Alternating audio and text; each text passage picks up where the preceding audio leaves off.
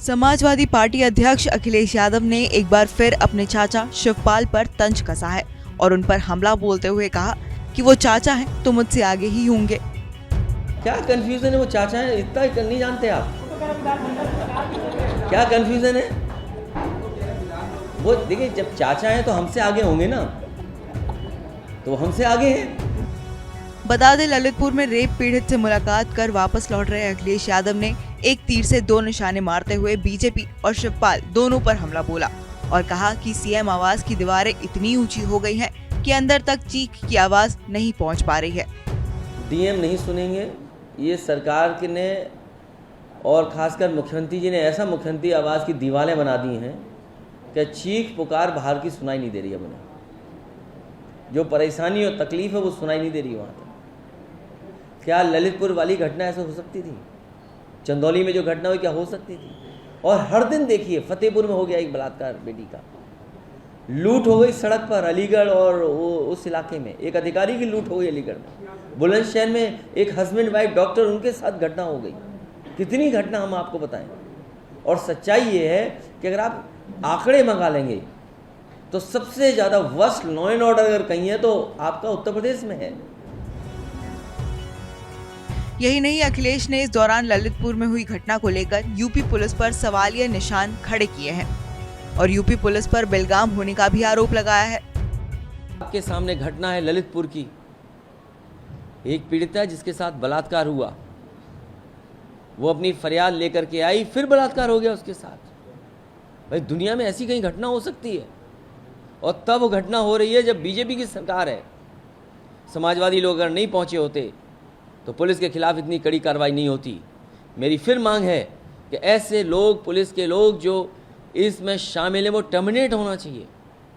ये केवल ललितपुर में घटना नहीं हुई, आप चंदौली की घटना बताइए, क्या हुआ वहाँ पर। एक परिवार में दो बहनों को मारा, एक की जान चली गई, दूसरी अभी भी बीमार है, उसकी पिटाई की गई और पुलिस कहानी बदल रही कि उसने फांसी लगा ली। सच्चाई तो ये है कि बीजेपी से अच्छा इनकी सरकार में पुलिस कहानी कभी नहीं बनाती। पुलिस कहानी बनाने में बहुत तेज है। कोई घटना होगी उसमें कहानी बना देंगे।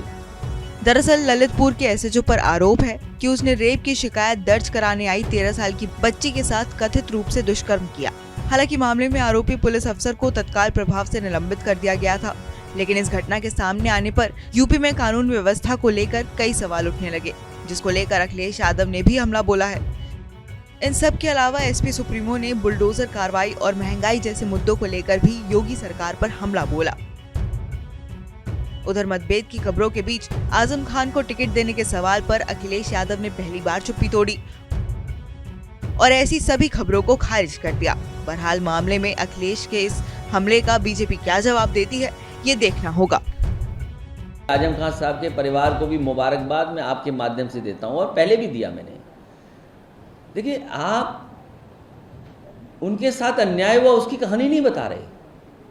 मैं तो पत्रकार साथियों से कहूंगा कि जब इतना इंटरेस्ट ले रहे हो मुझ में और आदरणीय आजम खान साहब में, तो कम से कम इतना इंटरेस्ट तो दिखाओ आप। और बीजेपी के लोगों से मैं कहना चाहता हूं कि कम से कम ये इंटरेस्ट दिखाओ कि आखिरकार किन अधिकारियों के माध्यम से आपने मुकदमे लगवाए थे। मैं उन परिवारों को बुलाया था, मैंने दिल्ली में और लखनऊ में जिन परिवारों ने उन पे मुकदमे लगाए थे, मैंने उनसे व्यक्तिगत मुलाकात की थी कुछ लोगों से, और मैंने कहा कि क्यों मुकदमा लगा रहे हो इतने बड़े नेता पर। तो बोला कि सरकार पे हमारा इतना दबाव है कि हमारी जान भी जा सकती है। अगर हमने आपकी मदद की तो हो सकता है बीजेपी की सरकार में हमारी जान चली जाए, और जब जान पे बात आ जाएगी तो कोई भी किसी पर कुछ भी मुकदमा लिखा देगा। नमस्कार, मैं हूं मानक गुप्ता। अगर आपको हमारा ये वीडियो पसंद आया हो तो इसे लाइक और शेयर जरूर करें, और हाँ, हमें सब्सक्राइब और फॉलो करना ना भूलें ताकि आप देश और दुनिया की कोई खबर मिस ना करें। तो जुड़े रहिए हमारे साथ और देखते रहिए News 24।